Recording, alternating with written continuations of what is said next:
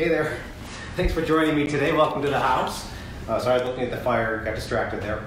This is not the way I wanted to do the introduction to this little talk. I actually was going to walk in the front door of the house and have the theme music to Mr. Rogers playing. I think we all need sort of that reassurance of Mr. Rogers in our life right now.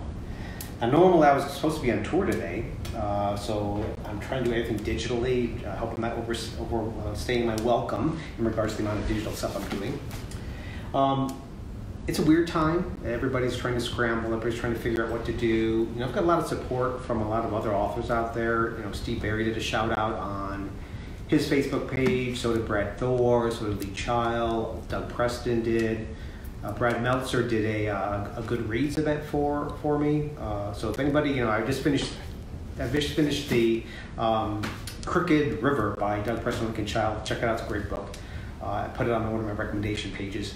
And I've got Steve's book upstairs. You might have saw it when I did the interview of The Office. It was his new book, The Warsaw Protocol, has Steve maybe the president of Poland, which I thought was a great honor. So please check out those books. I also just learned yesterday about a new Facebook site that is trying to raise awareness for authors that it's a similar strait where our tours are canceled. We're scrambling to try to figure out how to get the word out about our book. It's a Facebook page called A Mighty Blaze. A Mighty Blaze is in a fire. So check that out. They're especially helping debut authors, newer authors that, again, it's a horrible timing for them to come out with their books right now. So I thought I'd do a little reading today. I hate doing reading. If you ever been to any of my book talks, I've never done a reading before. I'm firmly against reading. I always tell people they should be reading their own work only if they can do funny voices, or maybe if you've got a strong English accent like Lee Child or Neil Gaiman. They do great jobs with their readings. So I'm going to try to do the same. And I apologize, this will probably come out horribly, but I will do my best. In the meantime, like I said, everything's now gone digital. Along with this posting, this live event, I'm going to post a bunch of links to where to get the book. Barnes & Noble has a bunch of signed copies over there. There'll be a link to that. Barbara Peters' store in Phoenix, Arizona, Scottsdale, Arizona, The Poison Pen, has not only signed copies, but they're also doodled with this extra special promo insert. So please help them out by ordering from those stores, because the stores are struggling right now. And speaking of struggling stores, there's also going to be links towards 2 sites where you can order books, where part of the proceeds goes to help struggling stores. So what else? That's about it. So I think I'm going to jump right into the reading. Now, I could tell you more about the book, but there's a whole little jacket copy here. Feel free to read that. Basic gist of the story, it's a big Mediterranean adventure from one side of the Mediterranean to the other, and eventually Sigma crew goes through the gates of hell. And the book starts out with the discovery of a centuries-old medieval ship that's found buried half a mile underneath the ice of Greenland. And the scene I'm going to read, especially considering this time, I didn't want to pick a scene that's too scary. So I picked a scene, it's a short scene, I'm not going to bore you too long. And it's a scene written from the point of view of Kowalski. So I figured if we're going to have a little reading, rather than trying to scare you, I'll just jump in with the first scene of Kowalski in this book. Now, Kowalski and his girlfriend Maria are, at this point, they're in Iceland. They've been called to go to Greenland to go ahead and join the investigation into this mysterious ship. So that's where I'll start there. Who the hell thought this was a good idea? Joe Kowalski huffed loudly and sank his large bulk deeper into the steaming heat of the hot spring. Sweat pebbled his brow. His fingertips had desiccated into sickly prunes.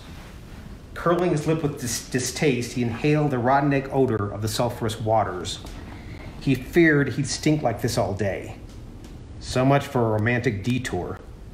That was the excuse his girlfriend Maria Crandall had given for stopping at the Blue Lagoon. The resort lay nestled within a black lava field dotted with mounds of mossy green. It was also positioned halfway between Iceland's international airport, where they had landed an hour ago, and the smaller domestic airfield just at the edge of Reykjavik. which offered the only flights to Greenland. Unfortunately, the next scheduled departure wasn't for another 3 hours. So Maria had suggested this side trip while they waited. With a sigh, he rolled his forearm out of the water to check the time, then shook his head at his bare wrist. His missing watch reminded him of the 3 warnings given to them upon checking into this corner of the resort called the Retreat. First, they were told that in order to preserve the purity of the waters, they would be required to shower naked before entering the baths. It was the only part of the experience he had appreciated. He remembered soaping every square inch of Maria's sleek body in the private changing room shower, appreciating her curves as she leaned on one long leg, the way she twisted her wet blonde hair into a pile atop her head, how her breasts would lift with each... Nope, he shifted his bulk. Best not to think of something else right now, as this was a public pool. To distract himself, he remembered why he was even here in the first place. The second warning about this resort concerned cell phones. Such devices were forbidden within the confines of the interconnected pools. Kowalski was fine with this, especially considering it had been an unwelcome call from his boss, director Painter Crow, that had set him on this path from sultry Africa to the icy freeze of Greenland. He and Maria had been visiting the Congo, where they were scheduled to spend a week at the Virunga National Park. Maria had been hoping to visit, or at least spot, Bako, the western lowland gorilla she had released into the wild 2 years ago. He had hoped for the same. The big hairy lug had left an ape-sized hole in his heart. So he had to hide his disappointment when Painter had called about some discovery and wanted Maria's input. Now, Maria had dual degrees in genomics and behavioral sciences, with a specialty in all things prehistoric. It seemed an ancient ship with a priceless treasure had been found deep within the ice of Greenland. Maria was immediately intrigued and suggested they recruit a former colleague of hers from Columbia University, a friend who specialized in nautical archaeology. They were due to meet up with her in Greenland as soon as they landed. He almost checked the time again, then remembered the third warning about this place. The geothermal seawaters were rich in caustic silica and risked damaging anything metallic. That meant any chains, rings, watches would have to be left in the changing rooms, which included his cheap Timex. But that wasn't the most disappointing item he had to abandon. He sulked deeper into the water. He had thought the reunion with Bako might have made for the perfect moment, but then that got screwed up. So when Maria suggested a romantic detour to these hot springs, it sounded like a great fallback position. He had pictured palm trees, bubbling baths, glasses of champagne. He scowled at the reality, an interconnected series of concrete swimming pools filled with sulfurous waters, all surrounded by severe cliffs of black volcanic rock. He shook his head. Maybe it's not meant to be. Maria was certainly out of his league. He was a Navy seaman who had stumbled his way into an elite covert group tied to DARPA. His fellow Sigma teammates had been pulled from various special forces groups and retrained in scientific disciplines. He only had a GED and an innate skill at blowing things up, which cast him as the unit's demolition expert. Though he was proud of his role, he could also not escape a deep vein of insecurity, of being a fraud. Sigma's symbol was the Greek letter sigma, which represented the sum of the best, the merging of brain and brawn, of soldier and scientist.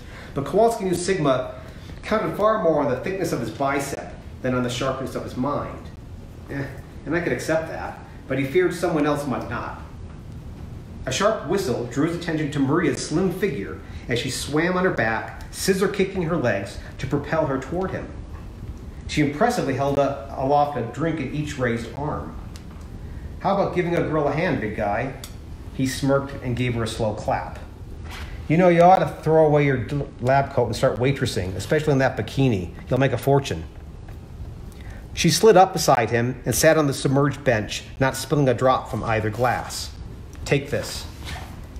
He accepted the tall glass filled with some sickly green concoction. I'm guessing this is not beer. Sorry, it's all healthy living here. So you bought me a mug of algae? It's fresh. They scraped it off the bottom of the pool this morning. He glanced at her to see if she was serious. She rolled her eyes and leaned against him. It's a smoothie, jackass. Kale, spinach, I think. He held his glass away. I think I'd rather have the pool algae. There might actually be some in there, but they blended it with bananas, Maria said, which only seemed appropriate considering she lifted her glass and tapped it against his. Tobacco. He sniffed the contents with a grimace. Ugh, I don't even think a starving gorilla would drink this. Really? Not even when I bribed the bartender into adding 3 shots of rum to yours? He reconsidered his drink and took a sip. He tasted the banana, then the sweet burn of rum on his tongue and up his nose. He nodded his approval, not half bad. She took a deep swig from hers and turned those deep blue eyes towards him. Of course, I had to put 4 shots in mine. He gave her a wounded look.